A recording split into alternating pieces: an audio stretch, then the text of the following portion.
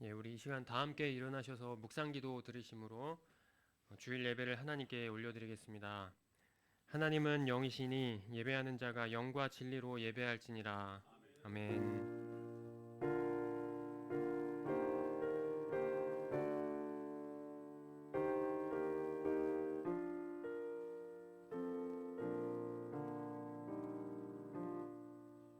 사랑하시는 하나님 아버지, 거룩하고 복된 주일 주님께 나와 예배드립니다.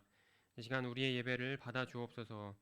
주께서 이 시간 충만하게 함께하여 주사 더 깊은 안식 누리게 하옵소서. 찬송 받으시기 합당하신 주님, 한 주간도 우리를 돌보시고 지켜주신 은혜를 기억합니다.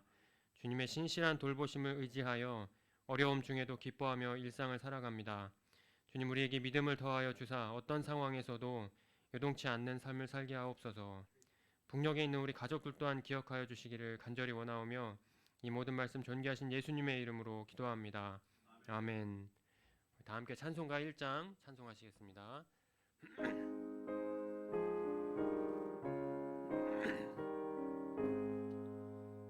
만복의 근원 하나님,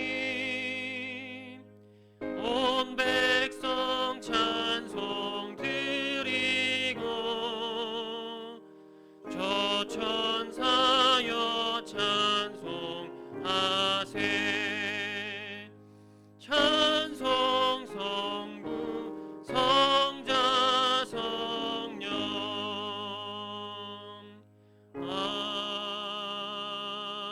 아멘. 우리 사도신경으로 우리의 신앙을 고백하겠습니다. 전능하사 천지를 만드신 하나님 아버지를 내가 믿사오며 그 외아들 우리 주 예수 그리스도를 믿사오니 이는 성령으로 잉태하사 동정녀 마리아에게 나시고 본디오 빌라도에게 고난을 받으사 십자가에 못 박혀 죽으시고 장사한 지 사흘 만에 죽은 자 가운데서 다시 살아나시며 하늘에 오르사 전능하신 하나님 우편에 앉아 계시다가 저리로서 산자와 죽은 자를 심판하러 오시리라. 성령을 믿사오며 거룩한 공예와 성도가 서로 교통하는 것과 죄를 사하여 주시는 것과 몸이 다시 사는 것과 영원히 사는 것을 믿사옵나이다. 아멘. 자리에 앉아 주십시오. 찬송 39장 다 함께 찬송하겠습니다. 찬송가 39장입니다.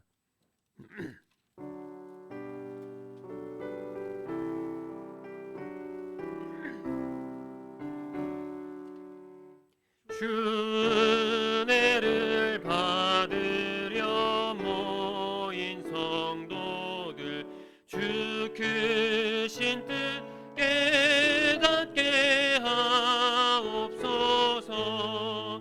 내 고통의 멍에를 다 벗게 되니 날 구속하신 이름 찬양하리. 주 우리를 곁에서 인도하시니 그 거룩한 나라가 이루어지네. 저 마귀와 싸워서 늘 승리하니 큰 영광 주께 돌려 찬양하리. 주 우리의 방패와 창검 되시니 나 승리의 주님을 따릅니다. 큰 환난을 당할 때 늘 도우시니 승전가 높이 불러 찬양하리. 아멘.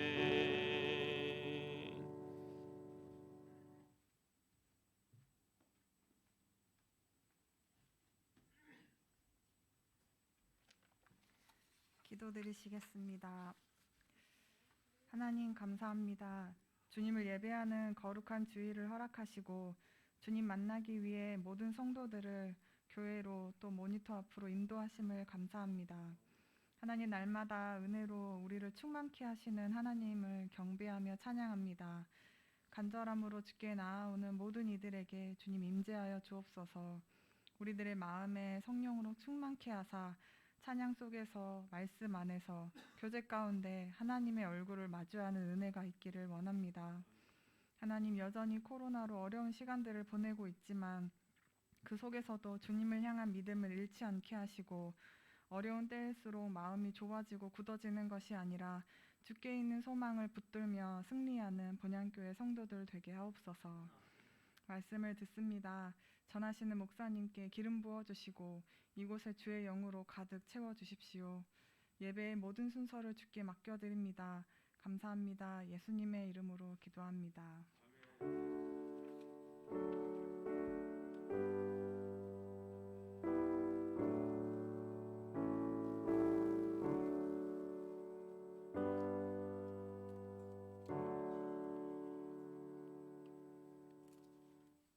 다 함께 찬송가 406장 다 함께 찬송하시겠습니다. 찬송가 406장입니다.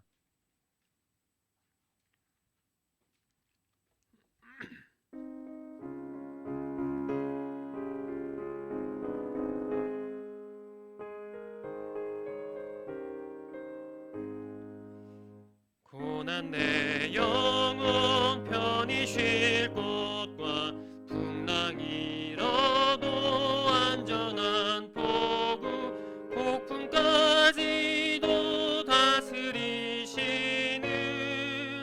주의 영원한 팔 의지해 주의 영원하신 팔 함께하사 항상 나를 붙드시니 어느 곳에 가든지 요동하지 않음은 주의 팔을 의지함이라.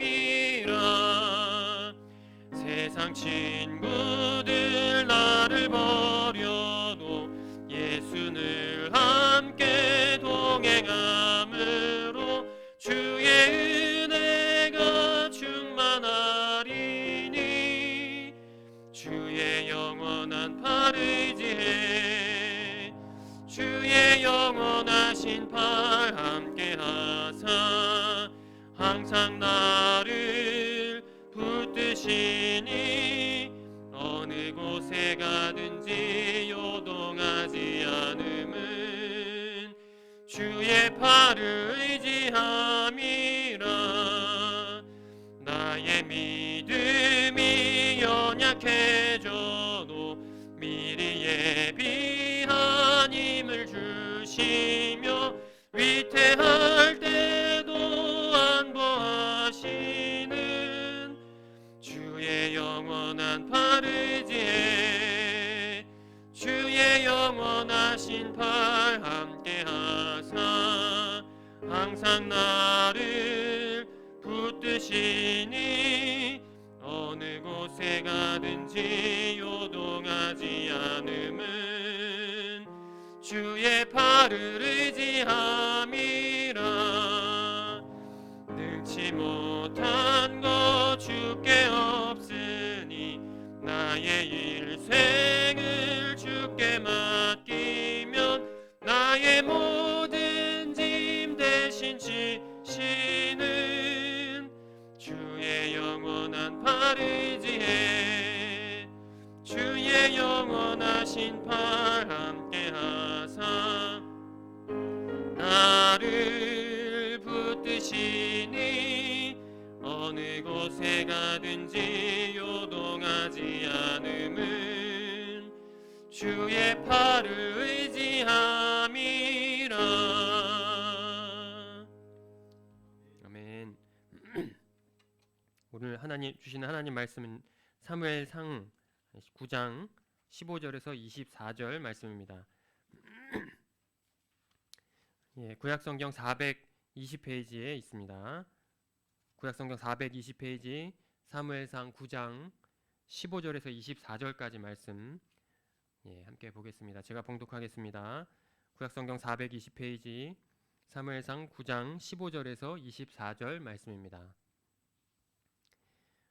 사울이 오기 전날에 여호와께서 사무엘에게 알게 하여 이르시되 내일 이맘때에 내가 베냐민 땅에서 한 사람을 내게로 보내리니 너는 그에게 기름을 부어 내 백성 이스라엘의 지도자로 삼으라. 그가 내 백성을 블레셋 사람들의 손에서 구원하리라. 내 백성의 부르짖음이 내게 상달되었으므로 내가 그들을 돌보았노라 하셨더니 사무엘이 사울을 볼 때에 여호와께서 그에게 이르시되 보라 이는 내가 내게 말한 사람이니 이가 내 백성을 다스리리라 하시니라. 사울이 성문 안 사무엘에게 나아가 이르되 선견자의 집이 어디인지 청하건대 내게 가르치소서 하니 사무엘이 사울에게 대답하여 이르되 내가 선견자이니라. 너는 내 앞서 산당으로 올라가라. 너희가 오늘 나와 함께 먹을 것이요 아침에는 내가 너를 보내되 네 마음에 있는 것을 다 내게 말하리라. 사흘 전에 잃은 내 암나기들을 염려하지 말라 찾았느니라. 온 이스라엘이 사모하는 자가 누구냐? 너와 내 아버지의 온 집이 아니냐 하는지라.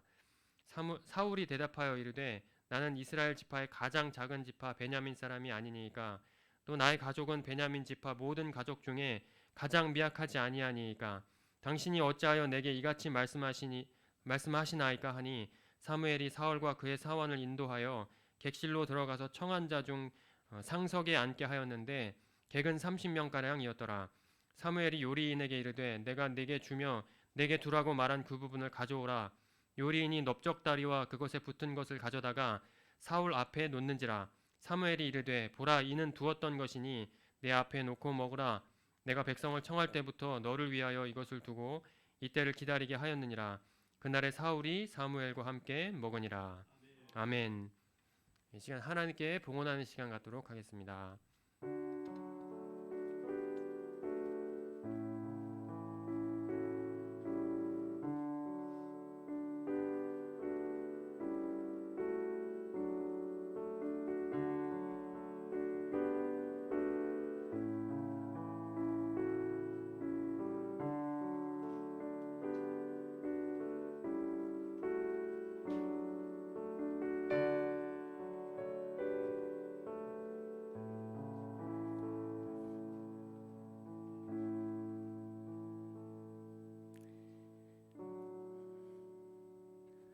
하나님 아버지, 은혜를 감사합니다. 우리에게 일용할 양식 주시고 하나님의 아들과 딸로 대접하시고 늘 하나님 은혜로 붙들어 주시니 감사합니다. 우리의 우리 된 것 하나님의 은혜입니다. 우리가 이 세상에서 먹고 사는 것, 우리 자녀들이 자라고 있는 것 다 하나님의 은혜입니다. 하나님 감사합니다. 우리 삶의 첫 열매를 하나님께 구별하여 예물로 드리며 우리의 감사와 믿음을 드립니다. 11조 헌금 드립니다. 선교 헌금 드립니다. 감사 헌금 드립니다. 우리 북녘의 동포들에게 만나를 전하기 위한 그 헌금도 드립니다. 흠양하여 주시옵소서. 하나님 나라 위에서 사용하여 주시옵소서. 선교사님들 저 땅끝까지 나가 복음 전할 때 하나님의 영광을 위하여 사용하게 하시옵시고 많은 사람들 하나님 앞으로 불러 주시옵소서. 북녘에 우리 죽어가는 동포들에게 만나 내려주시고 복음을 전해주시고 그들 지옥에서 구원하여 주시옵소서. 하나님 이 시간 간절히 기도하옵나이다. 하나님 코로나 바이러스 이 땅에서 하나님 속히 거두가 주시옵소서. 아니 온 세계에서 하나님 거두가 주시옵소서. 그 코로나 확산으로 해서 하나님 우리가 제대로 모이지 못하고 우리 생업이 뒤로 물러나고 우리 아이들 공부 못하고 하나님 모든 삶의 요정들이 어려워진 것 벌써 2회 되고 있습니다. 2회씩이나 되고 있습니다. 하나님 속히 거두가 주셔서 하나님 무엇보다도 우리 하나님 앞에 모여 예배드리는 그 거룩한 영광을 교회들에게 회복하여 주시옵소서. 우리의 생업들 다시 세워 주시옵시고 특별히 하나님 환난 중에 병약한 몸으로 고생하고 있는 환우들 붙드시고 치유하여 주시옵소서. 하나님 은혜로 다시 일어나 하나님 마음껏 섬기며 예배하게 하여 주옵소서. 젊은이들의 믿음 붙들어 주시옵소서. 세상과 하나님 사이에서 방황하며 이 코로나 시대에 그들의 믿음이 더욱 뒤로 물러난 것을 보게 됩니다. 성령 하나님 한 사람 한 사람 신방하여 주시옵시고 그 심령에 하나님 믿음을 다시 세워주셔서 하나님 앞에 모여 예배하게 하여 주시옵소서. 하나님, 우리는 환난 중에도 하나님이 지키시는 하나님의 백성들입니다. 하나님의 은혜가 넘칠 줄 믿습니다. 예수님 이름으로 기도합나이다. 아멘.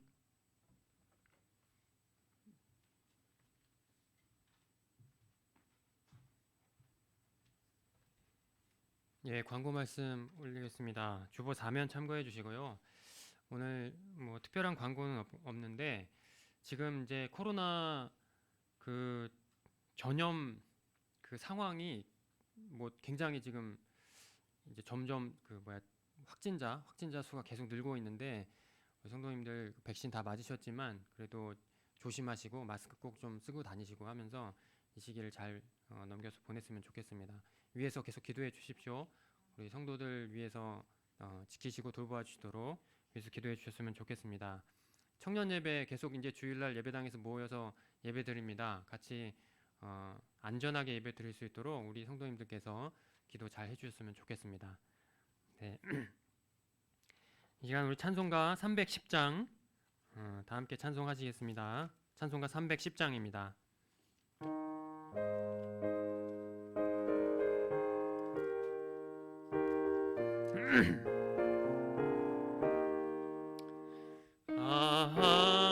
하나님의 은혜로 있을 데 없는 자 왜 구속하여 주는지 난 알 수 없도다. 내가 믿고 또 의지함은 내 모든 형편 아시는 주님 늘 보호해 주실 것을 나는 확실히 아네. 왜 내게 굳센 믿음과 또 복음 주셔서 내 마음이 항상 편한지 난 알 수 없도다. 내가 믿고 또 의지함은 내 모든 형편 아시는 주님 늘 보호해 주실 것을 나는 확실히 아네. 왜 내게 성령 주셔서 내 마음 감동해 주 예수 믿게 하는지 난 알 수 없도다. 내가 믿고 또 의지함은 내 모든 형편 아시는 주님 늘 보호해 주실 것을 나는 확실히 아네. 주 언제 강림하실지 혹 밤에 혹 낮에 또 주님 만날 그곳도 난 알 수 없도다. 내가 믿고 또 의지함은 내 모든 형편 아시는 주님 늘 보호해 주실 것을 나는 확실히 아네. 아멘. 우리 시간 목사님 나오셔서 키가 큰 사람 사울이라는 제목 가지고 하나님 말씀 전해 주시겠습니다.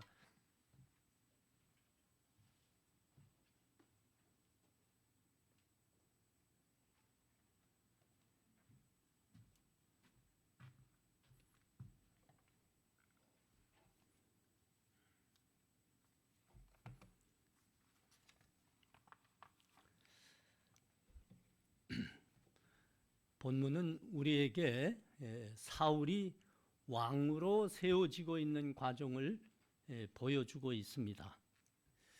우리는 이 왕으로 세움받는 사울의 외모가 어떠한지 알고 있죠.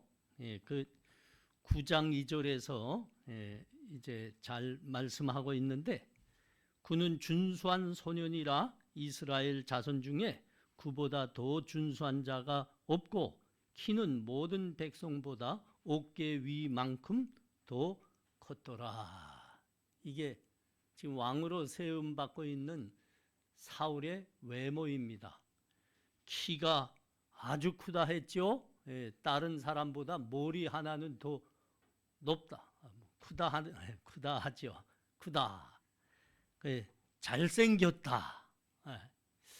예나 지금이나 사람들이 사람을 평가하는 첫 번째 어떤 기준이라 할까요?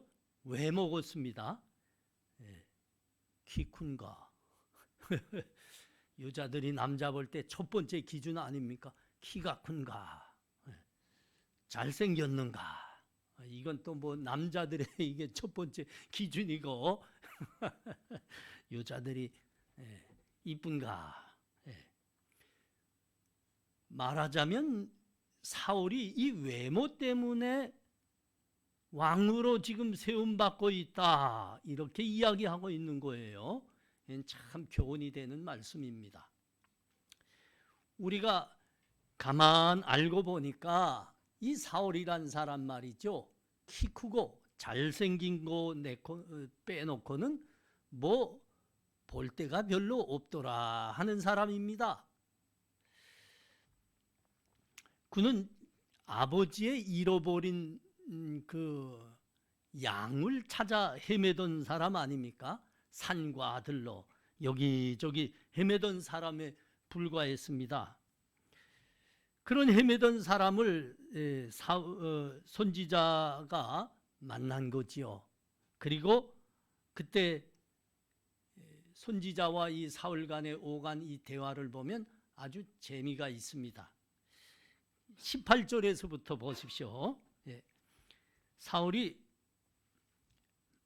송문한 사무엘에게 나아가 이르되 선견자의 집이 어디인지 청하건대 내게 가르쳐 주소서 하니, 사무엘이 사울에게 대답하여 이르되 내가 선견자이니라. 너는 내 앞에서 산당으로 올라가라. 너희가 오늘 나와 함께 먹을 것이요 아침에는 내가 너를 보내되 내 마음에 있는 것을 다 내게 말하리라. 사흘 전에 잃어버린 내 암나기들을 염려하지 말라. 찾았느니라. 온 이스라엘이 사모하는 자가 누구냐? 너와 내 아버지의 온 집이 아니냐 하는지라. 사울은 그러니까 잃어버린 양을 찾는 데만 관심이 있었던 사람입니다. 뭐 나라의 지도자요, 왕이요, 이런 거는 마음에 뭐 존재하지도 않았던 사람이죠. 그저 잃어버린 양이나 찾아서 자기 집 재산 충나지 않으면 좋겠다, 이런 생각만 가지고 있던 사람입니다. 그런 사울에게 선지자 사무엘이 하는 말입니다.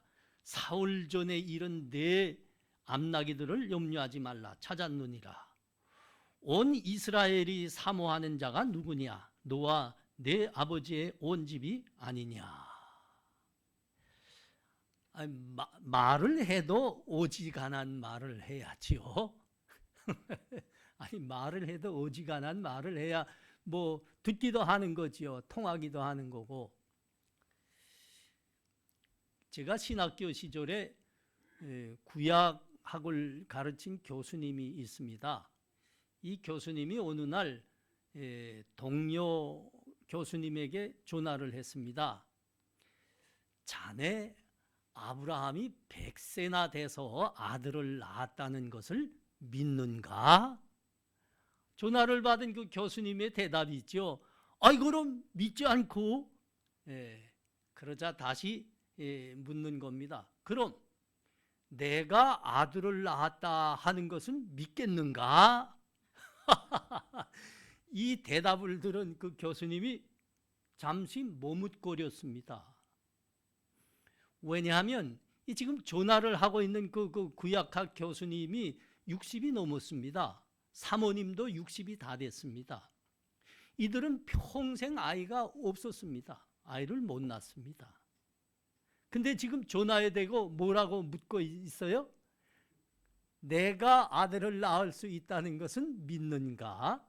아니, 신학교 교수님이니까 성경에 기록된 말씀은 이렇게 믿는 게 그리 어렵지 않은 거예요.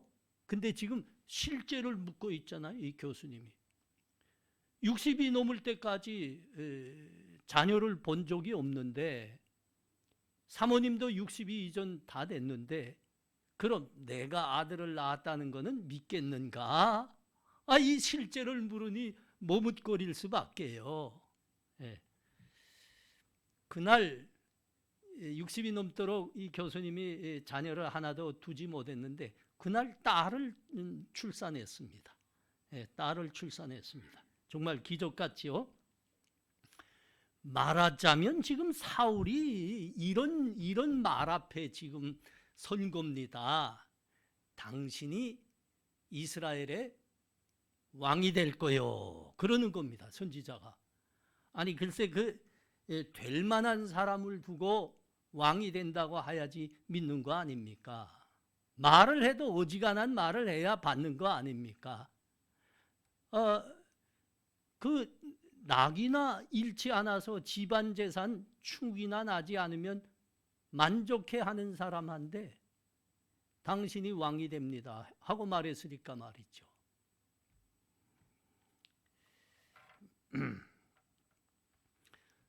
사울이 왕으로 되겠다 하는 것은 선지자 사무엘의 말이 아니고 하나님이 주신 말씀이죠.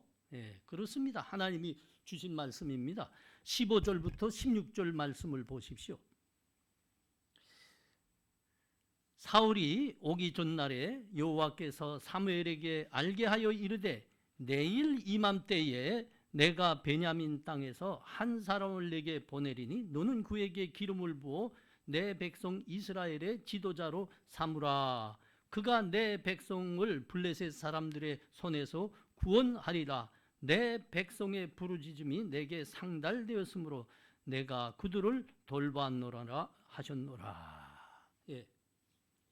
백성이 요구했습니다. 백성이 왕을 세워달라고 했습니다. 그래서 하나님께서 그 말을 들으시고 왕을 지금 세우는데 하나님의 말씀은 뭐이라고요? 왕을 세우겠다 말씀보다는 내가 지도자를 세우겠다 하는 겁니다.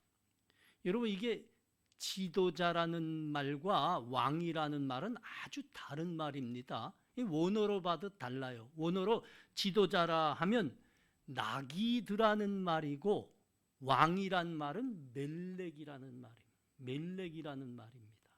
다른 거지 아주. 백성이 우리에게 왕을 세워달라 하고 이제 요구를 했는데 이게 하나님의 마음에 걸렸다는 말입니다. 그래서 하나님이 지도자를 세운다 하는 말에는 그 하나님의 마음이 이렇게 배어 있는 겁니다. 하나님은 이 백성을 위해서 하나님의 마음에 합한 사람, 하나님의 때가 되면 백성을 위한 사람을 왕으로 세우시겠다고 이미 예언하셨죠. 그렇게 하나님의 말씀과 믿음에 따라 세워진 사람, 그러니까 하나님께서 그의 백성들을 통치하시는데 그 통치를 대리하는 사람이 하나님이 세우려고 하는 왕입니다. 그런데 백성은 세상과 같은 왕을 세워달라 하는 겁니다. 하나님 마음이 편하실 수가 없죠. 이 말에는 지금 이 하나님의 편치 않은 마음이 이게 지금 반영되어 있는 겁니다. 자, 9장 2절에 우리가 보고 있는 이 말씀 그 장이죠. 2절에 이스라엘의 왕으로 세움받는 사울이 어떤 사람인지 언급되고 있습니다. 앞에서 우리가 봤지만 한 번 더 봐요. 기수에게 아들이 있으니 그의 이름은 사울이요 준수한 소년이라 이스라엘 자손 중에 그보다 더 준수한 자가 없고 키는 모든 백성보다 어깨 위만큼 더 컸더라. 사울은 준수한 사람, 키가 큰 사람이라고 합니다. 아주 잘생겼어요. 예. 그리고 풍채가 좋습니다. 기골이 장대합니다.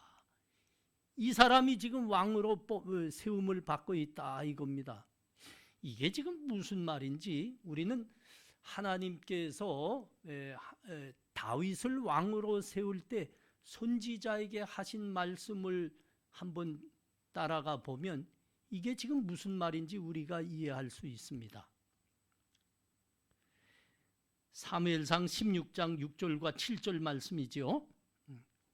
그들이 오매 사무엘이 엘리압을 보고 마음에 이르기를 여호와의 기름 부으실 자가 과연 주 앞에 있도다 하였더니 여호와께서 사무엘에게 이르시되 그의 용모와 키를 보지 말라.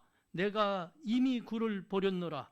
내가 보는 것은 사람과 같지 아니니 사람은 외모를 보거니와 나 여호와는 중심을 보느니라 하시더라.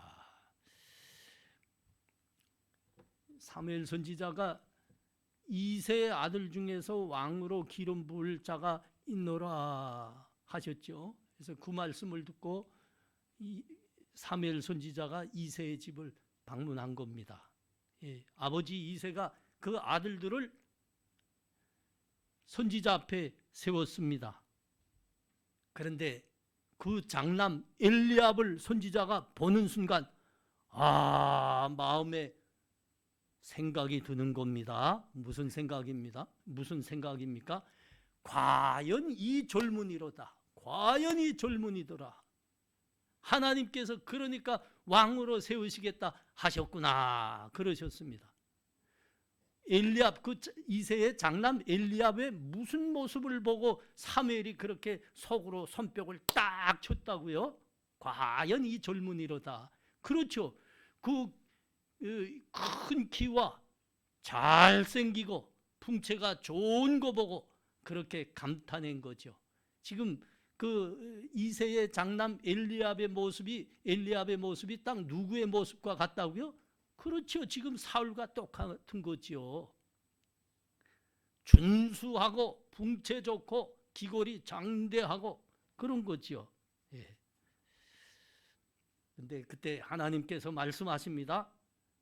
외모 보지 말라. 그건 사람이 보는 것이니라. 사람이 보는 것이. 나는 사람의 외모를 보지 않노라. 그의 중심을 보노라. 그렇게 말씀하셨죠. 여러분 그 중심이란 게 뭡니까? 그렇습니다. 믿음입니다. 믿음.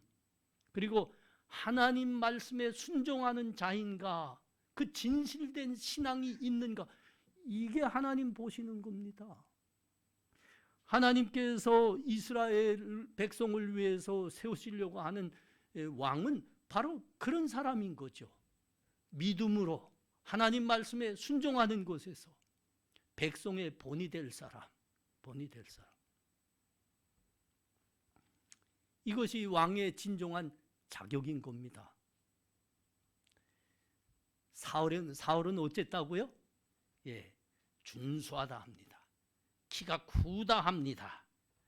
그러니까 이건 하나님이 보시는 왕의 기준이 아닌 거죠. 사람이 보고 있는 사람이 보고. 사람.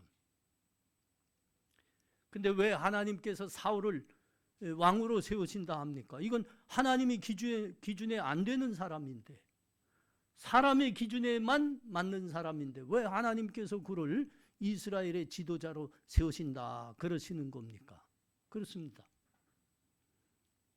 하나님께서 이 백성들을 하나님의 백성으로 택하시고 구원하셨고 그들에게 은혜를 베푸셨습니다. 그런데 이들이 그에 만족하지 않고 있는 겁니다. 세상 것들을 하나님 것보다 더 좋아했고 하나님이 세우는 사람보다 세상의 왕들이 더 좋아 보인 겁니다. 그래서 굳이 우리도 세상과 같은 왕을 세워달라 옥지를 부리기 시작했죠. 하나님은 그 옥지를 부리는 이스라엘 사람들에게 분명히 아주 엄하게 말씀하셨습니다. 아니니라. 하나님의 뜻 안에 있는 사람, 너희를 위해서 하나님 때에 세우는 사람이라야 너희에게 복이 있노라. 너희가 은혜를 받게 되노라. 너희가 하나님 믿음 안에서 계속 살 수 있노라. 많이 말씀하셨어요. 그러나 백성은 계속 옥지를 부렸습니다. 오거지 쓴 거죠. 오거지 쓴 거예요. 그러자 하나님께서 어떻게 했다고요? 교육 방법을 바꾸시더라 이겁니다. 교육 방법을 바꾸시라. 현장에서 교육해야 하겠노라 그러신 겁니다. 예. 애들이 그런 거 모르지 않습니까? 이게 아이 때 뭐 나이가 들어도 똑같죠. 어머니가 해주는 밥을 먹어야 애가 튼튼한 겁니다. 진짜 건강해지는 겁니다. 근데 애들은 굳이 그거 안 먹겠다 하는 겁니다. 아이스크림 달라, 사탕 달라, 햄버거 달라, 밤낮 그거나 먹겠다고 합니다. 밤낮. 너무 그때가 심해서 어떤 때는 어머니들이 잠깐 양보하기도 합니다. 사주기도 합니다. 그러나 우리가 다시 한번 확인해야 될 겁니다. 이 시간 말이죠. 우리 믿음의 사람들에게는 하나님의 말씀과 하나님께서 우리들에게 허락하신 것들에만 복이 있다는 사실입니다. 하나님께서 우리들에게 구원을 베푸셨고 우리를 위해서 은혜를 베푸시고 우리를 위해서 가장 좋은 길을 예비해 두셨는데 그것보다 세상이 좋다고 세상 것들이 화려하다고 여러분 하나님의 것을 놓아버리면 여러분 우리는 참 먼 길을 가게 될 겁니다. 먼 길을 애돌아가게 될 겁니다. 복과 은혜의 길에서 떠나서 말입니다.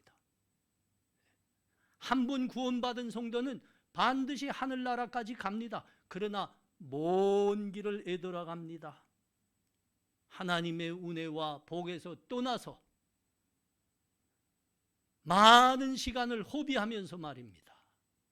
이거 보고 방탕이라고 하죠. 방탕. 허비하는 걸 보고 방탕이라 합니다. 탕자가 그랬다고요. 탕자가. 순종의 길 가셔야 됩니다. 그것만이 우리를 위한 복과 은혜의 길을 고축하시는 겁니다.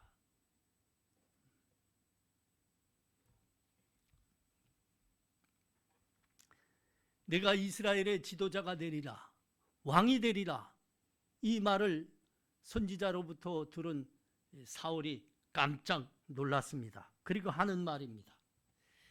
사울이 대답하여 이르되 나는 이스라엘 지파의 가장 작은 지파인 베냐민 사람이 아니니까 또 나의 가족은 베냐민 지파 모든 가족 중에서 가장 미약하지 아니하나이까 당신이 어찌하여 내게 이같이 말씀하시나이까 하니. 예.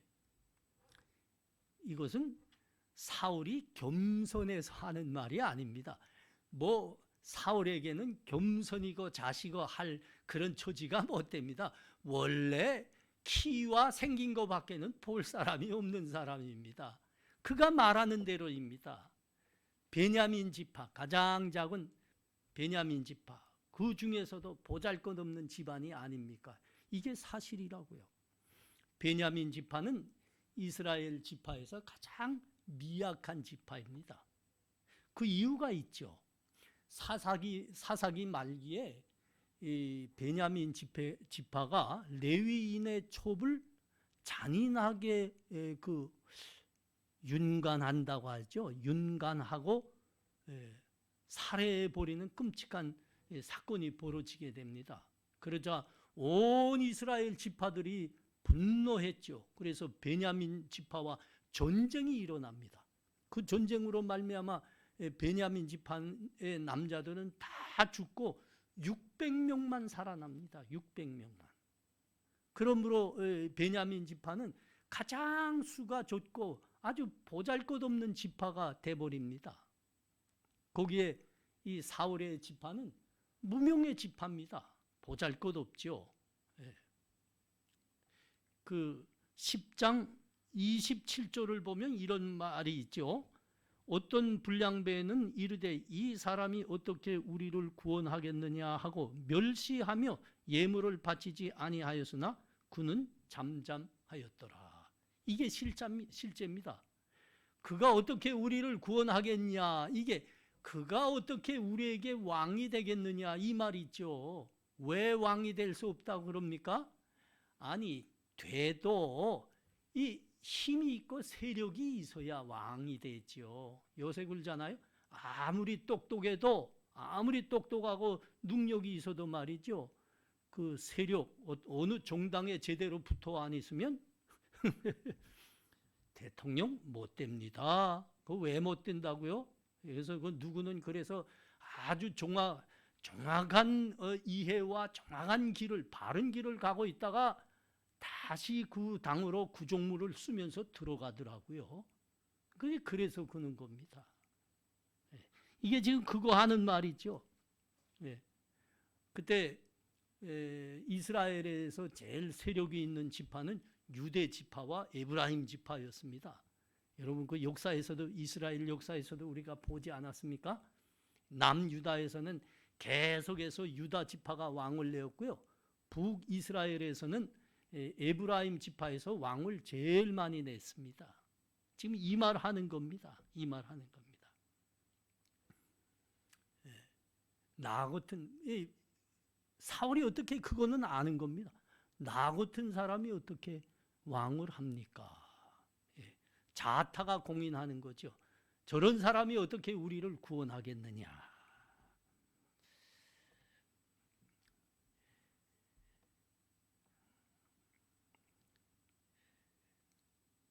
사울은 자신이 왕이 될 수 없다는 것을 잘 알고 있었습니다.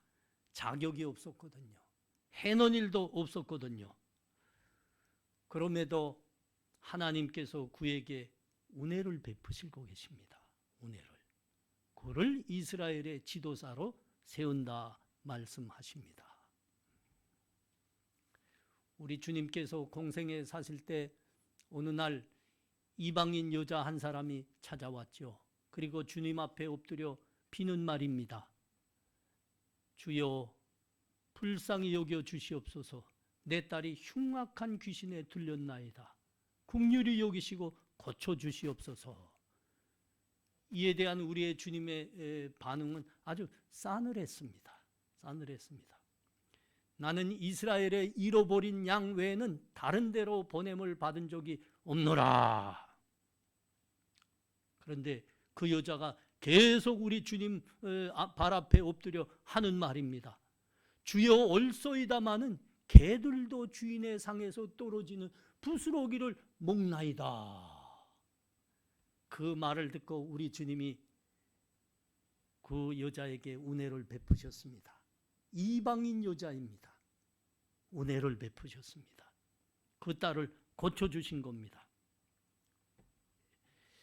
이건 우리가 이해하고 있는 신학이나 우리의 믿음의 지경을 아주 넓혀주는 말입니다.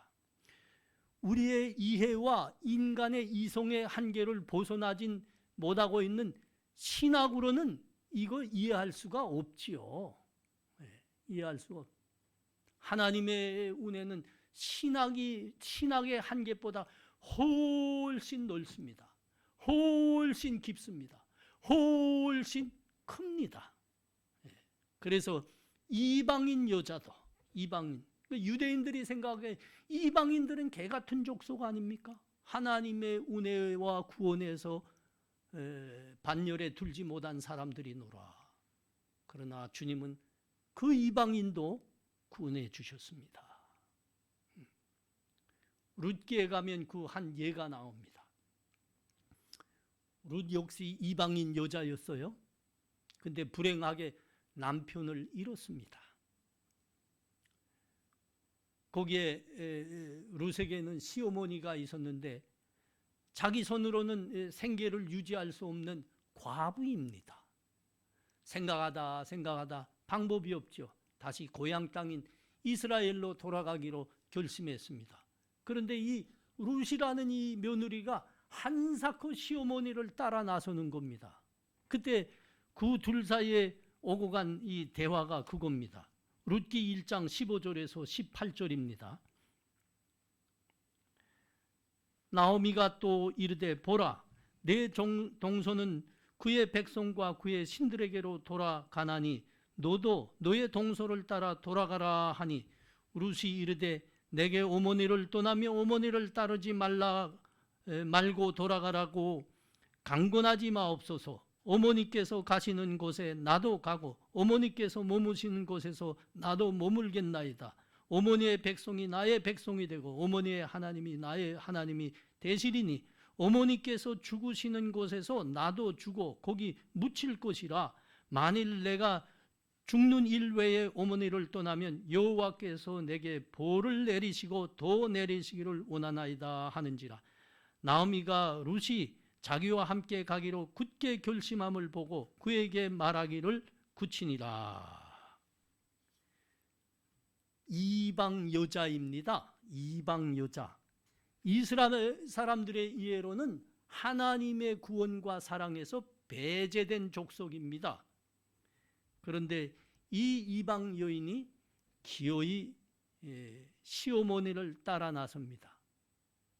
그 중에 하나의 이유가 시어머니가 믿는 하나님이 나의 하나님으로 되고 나의 하나님으로 모시고 싶다 이겁니다. 그녀가 그러므로 하나님으로부터 은혜 받았습니다. 하나님으로부터 복을 받게 됩니다. 여러분 이것이 지금 사울이 받고 있는 은혜요 복입니다. 이스라엘이 받은 은혜고요. 그리고 우리가 받은 은혜입니다. 여러분 이스라엘은 하나님께서 왜 하나님의 선민으로 택해 주셨을까요? 그들에게는 무슨 특별한 점이 있었고 자격이 있었을까요? 그 신명기 7장 6절과 7절 말씀에 잘 나와 있습니다. 너는 여호와 내 하나님의 성민이라.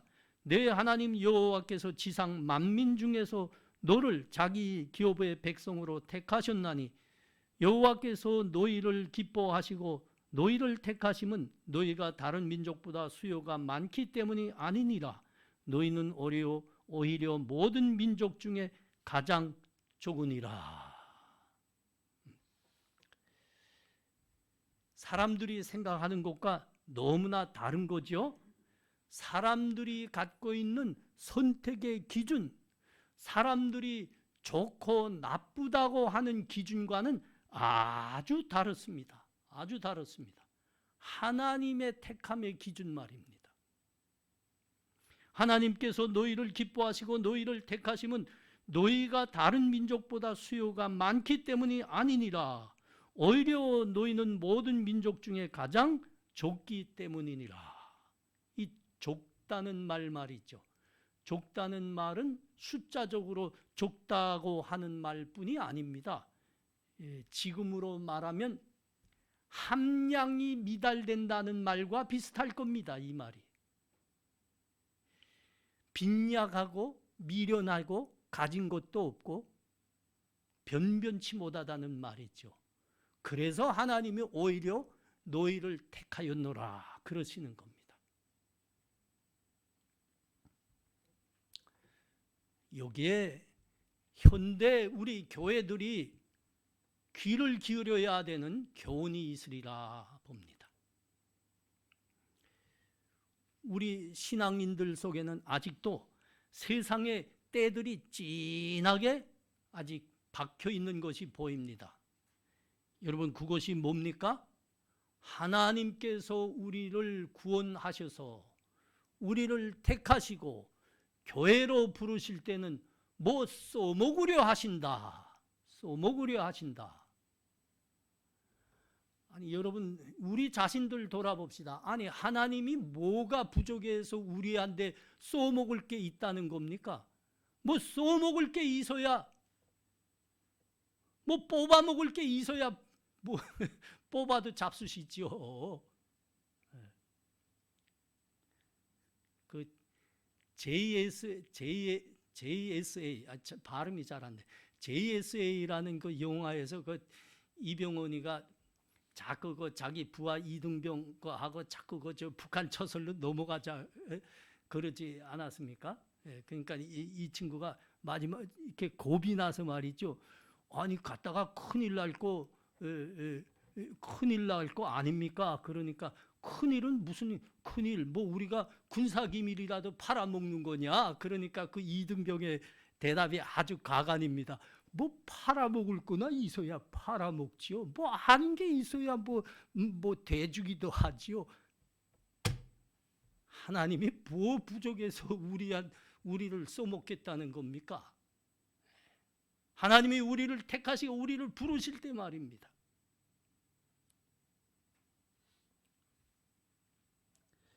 저의 운사가 되시는 목사님의 첫 목회지는 그대로 하겠습니다. 저 호남에 있는 한 큰 교회였습니다. 이제 신학교 졸업하고 거기에 이제 부임이 됐죠. 가서 열심히 이제 사역을 했습니다. 한 1년쯤 지나니까 교회의 형편이 눈에 들어오더래요. 그런데 그 교회에 그렇게 아주 이제 참 뜨고 있는 그 집사님 한 분이 첩 생활을 하고 있더래요. 첩을 끼고 살고 있는 겁니다. 목사님이 놀랐죠. 그 길로 달려가서 담임 목사님께 보고했습니다. 목사님, 이 사실 알고 계셨습니까? 그 말을 듣자마자 그 담임 목사님이 쉿! 조용하라고. 우리 교회는 그 집사님이 헌금을 제일 많이 해. 그 집사님이 없으면 우리 교회는 큰일 나는 거야. 우리 진짜 믿음을 한번 봅시다. 그 집사님이 없는 게 큰일 나는 거예요? 아니면 제대로 그거를 밝히고 제대로 교회에서 훈계를 하지 않는 게 큰일 나는 겁니까? 여러분, 그 집사님이 그렇게 성경에 그렇게 하지 말라고 한 그 부도덕하고 불결한 생활을 끊지 않고 계속 산다고 하면 말이죠. 멸망당할 거는 그 사람 본인입니다. 그게 큰일 나는 거죠. 교회가 왜 세워졌습니까? 사람들에게 하나님의 믿음과 말씀과 은혜를 전하라고 교회는 존재하는 거 아닙니까? 그래서 교회는 믿음과 진리의 토요 기둥이라 그랬습니다.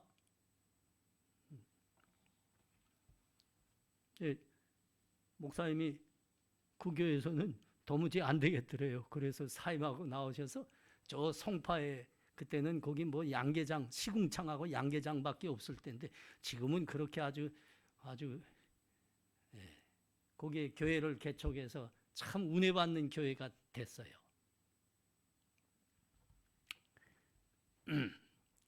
교회는 우리 교회에 와서 신앙생활하고 있는 교인들을 무엇으로 보고 있는 겁니까? 무엇으로?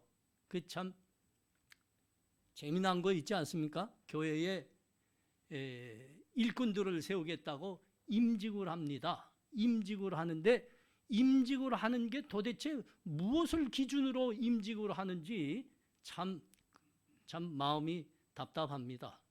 임직 그 헌금이 있다고 그러잖아요. 장로는 3천만 원, 안수 집사는 300만 원, 권사는 200만 원. 무슨 소리입니까? 돈을 낼 수 없으면 임직도 하지 말라 이거 아닙니까? 도대체 교회가 교인을 뭘로 보는 겁니까? 여러분, 그래서 우리 한국 교회가 그렇게 교회가 많으면서 이 세상에서 아무 역할도 못합니다. 세상에 손가락질 받고 천시받는 존재가 돼버렸습니다. 아니, 세상이 오죽하면 세상이 교회 걱정을 하고 있겠어요?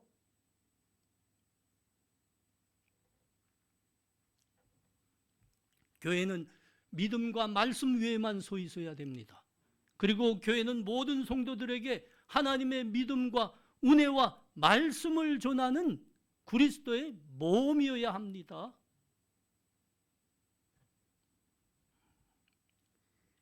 이 교회의 사명 감당하려면 교회는 성령을 붙들어야 됩니다. 성령 하나님으로부터만 그 능력을 받고 인도하심을 받을 수 있기 때문입니다. 그때만 여러분 교인들로부터 헌금받아 유지되는 것이 교회가 아니더라 이겁니다. 성령에 인도되고 성령의 능력을 받고 성령의 우에서 서 있고 나아가는 게 교회야지요.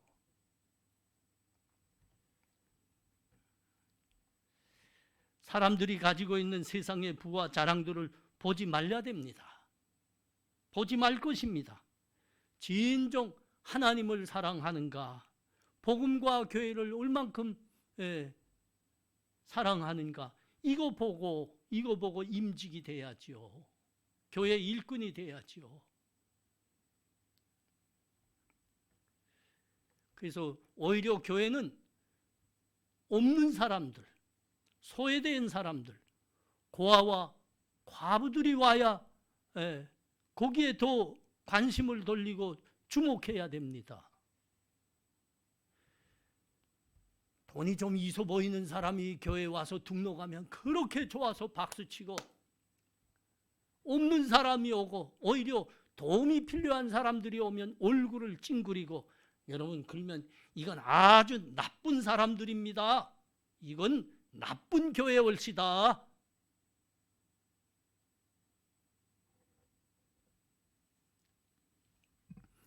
여호수아 9장 22절에서 24절 말씀 봅니다.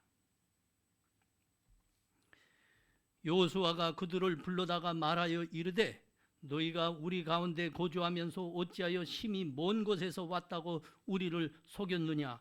그러므로 너희가 저주를 받나니 너희가 대를 이어 종이 되어 다 내 하나님의 집을 위하여 나무를 패며 물을 깃는 자가 되리라 하니, 그들이 여호수아에게 대답하여 이르되 당신의 하나님 여호와께서 그의 종 모세에게 명령하사 이 땅을 다 당신들에게 주고 이 땅의 모든 주민을 당신들 앞에서 멸하리라 하신 것이 당신의 종들에게 분명히 들리므로 당신들로 말미암아 우리의 목숨을 잃을까 심히 두려워하여 이같이 하였나이다.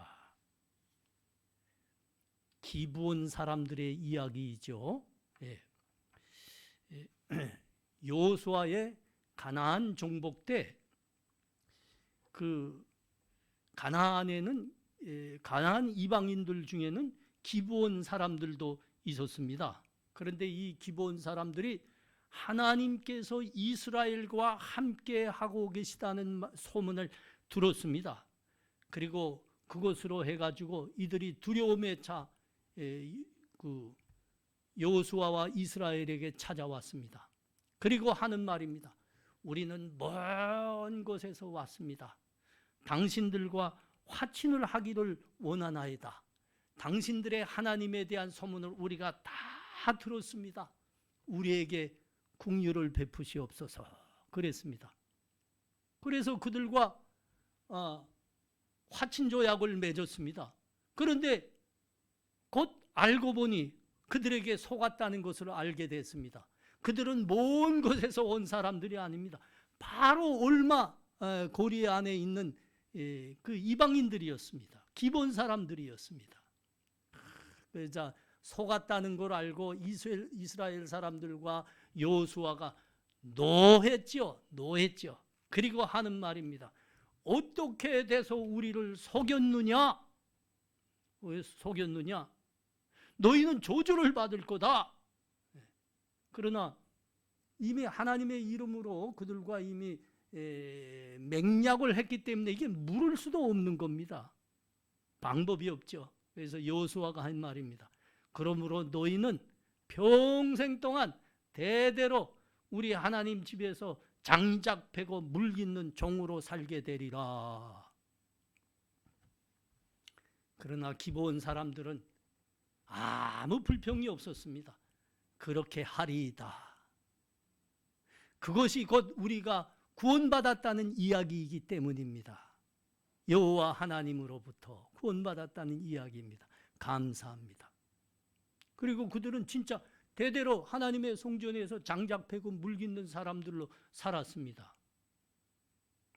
근데 기브온 사람들의 이야기는 여기서 끝난 게 아닙니다. 수백 년이 지났습니다.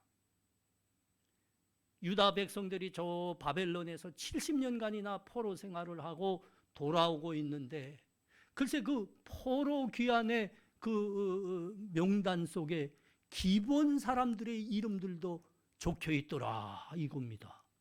여러분, 이건 참 놀라운 일입니다. 놀라운 일입니다.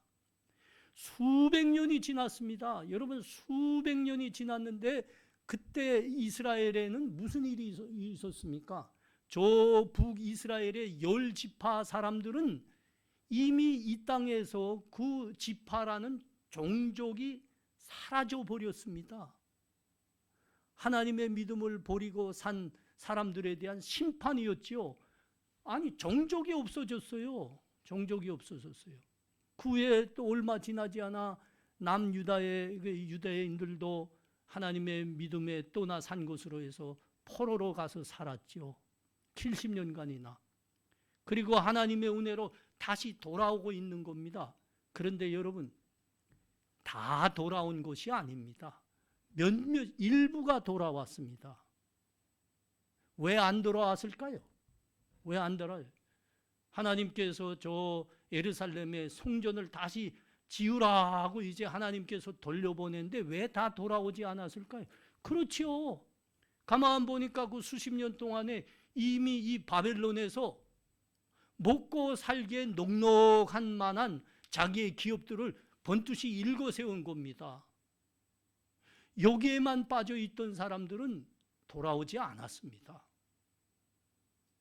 누가 돌아오고 있다고요? 그 돌아온 신실한 믿음의 사람 몇몇 중에 누구의 이름도 있었다고요? 기브온 사람들의 이름도 있었더라.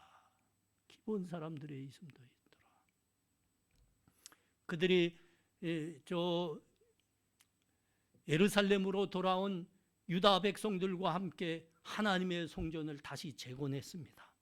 예루살렘의 성벽도 다시 그들과 함께 재건했습니다. 참 놀라운 말씀입니다. 놀라운 말씀. 못하러 우리가 그 황무지에 돌아가서 또 고생을 시작한단 말인고. 아니, 그 하나님의 선민이라는 그 유다 백성들도 그렇게 많은 사람들이 돌아오지 않았다고요. 그런데 기본 사람들이 돌아왔다고요. 이방인들이었습니다. 아무 자격도 없죠. 그런데 하나님께서 그런 자격이 없는 이방인들을 구원해 주신 그 은혜에 감사했습니다. 하나님의 은혜를 늘 잊지 않았습니다. 저 바벨론 포로 귀환의 백성들 그 명단에 그들도 들어있더라. 참 놀라운 일입니다. 그들은 하나님의 은혜를 끝까지 잊지 않았다는 겁니다.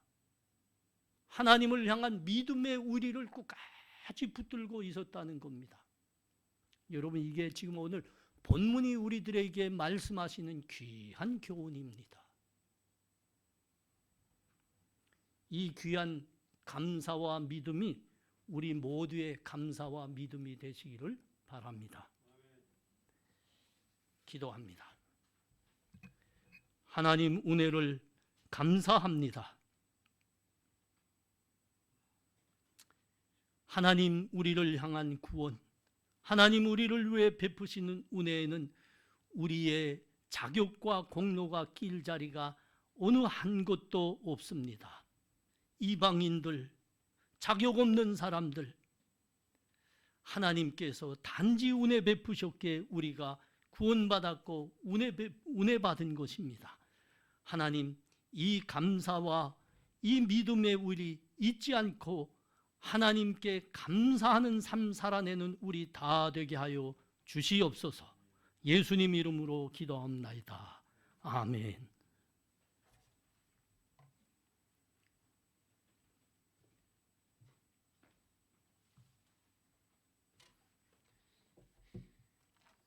이 시간 우리 다 함께 일어나셔서 찬송가 620장 함께 찬송하시겠습니다.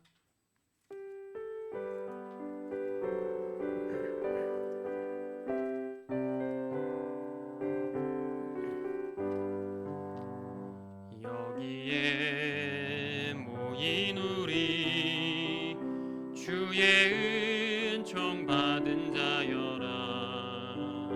주께서 이 자리에 함께 계심을 아노라. 언제나 주님만을 찬양하며 따라가리니 시험을 당할 때도 함께 계심을 믿노라. 이 믿음 더욱 굳세라.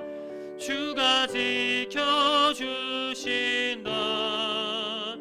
어두운 밤에도 주의 밝은 빛 인도하여 주신다. 주님이 뜻하시니 헤아리기 어렵더라도 언제나 주 뜻 안에 내가 있음을 아노라. 사랑과 말씀들이 나를 더욱 새롭게 하니 때로는 넘어져도 최후 승리를 믿노라. 이 믿음 더욱 굳세라. 주가 지켜주신다. 어두운 밤에도 주의 밝은 빛 인도하여 주신다. 여기에 모인 우리 사랑받는 주의 자녀라. 주께서 뜻하신 바 우리 통해 펼치신다. 고통과 슬픔 중에 더욱 주님 의지하오니 어려움 이겨내고 주님 더욱 찬양하라. 더욱 굳세라. 주가 지켜주신다. 어두운 밤에도 주의 밝은 빛 인도하여 주신다.